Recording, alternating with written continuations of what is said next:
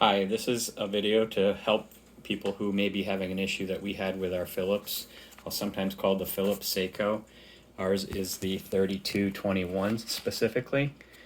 And the problem we were having was suddenly it was not making a full cup of coffee.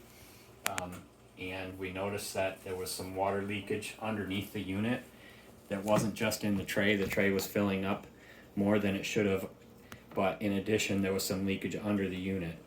So we tried everything in the book, and it turns out that the problem stemmed from something inside the brew unit that turned out to be a fix that we needed to call Phillips for. So, as people are probably familiar with, this is how the brew unit is removed. It was nothing to do with the brew unit.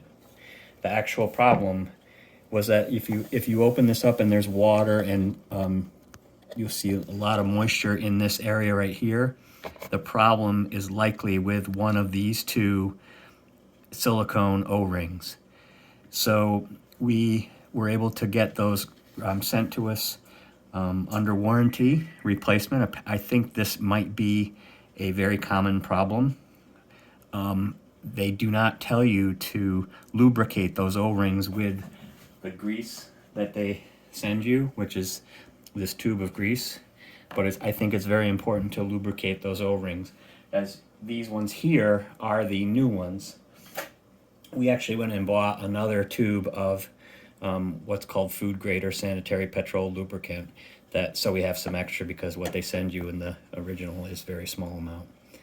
So in addition to lubricating those O-rings, we also make sure we lubricate the O-ring that's located on the brew unit itself here. So you'll notice that's just been freshly greased.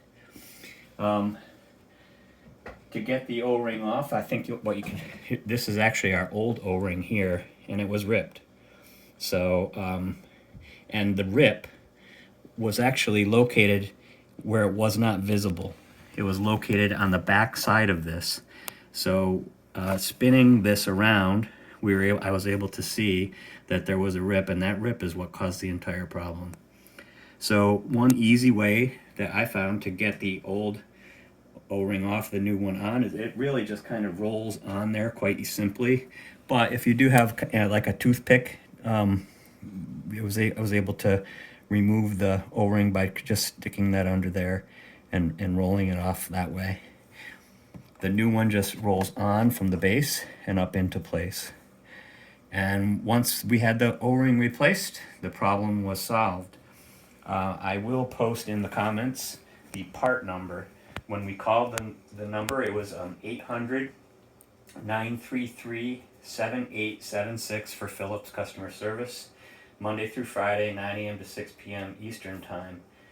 And when I told them of the problem, they immediately knew which O-rings I was speaking of. So I got both the small and the large sent to me as part of being under warranty. Hopefully that helps you. It's definitely helped us with a lot of headaches and frustration. Thanks.